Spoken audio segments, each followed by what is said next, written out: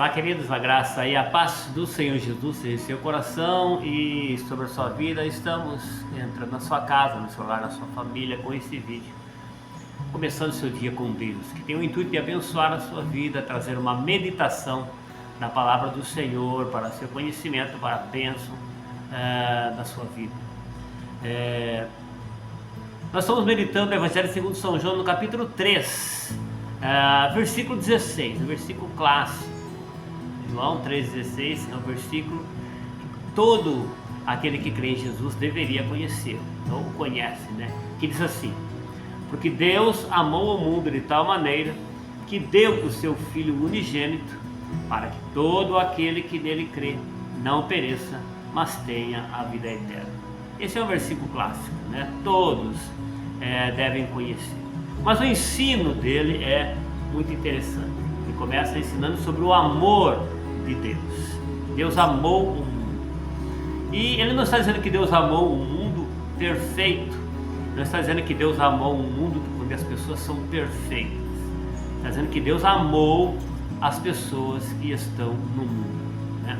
E esse amor de Deus levou a Deus a uma ação, levou Deus a agir, né? O mundo não era perfeito e não é perfeito.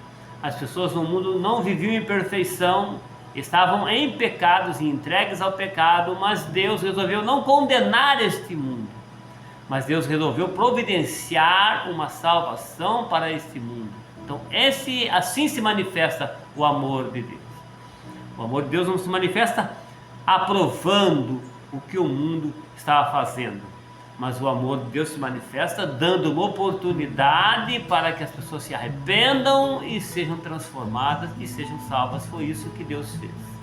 Então o que ele faz? Ele envia o seu filho, ele dá o seu filho unigênito. Ele dá o seu filho, porque Deus amou o mundo de tal maneira que deu o seu filho unigênito. Então Deus dá o seu filho unigênito para que todo aquele que nele crê não pereça, mas tenha a vida eterna. Então Jesus, o Filho de Deus, irá ser entregue em favor deste mundo. Basicamente é o seguinte: nós não tínhamos como nos justificar diante de Deus. Nós não tínhamos como pedir perdão a Deus e dizer, olha, não tínhamos como arrumar desculpas diante de Deus, porque não havia desculpa para nós e para ninguém nesse mundo. Então, o que Deus faz?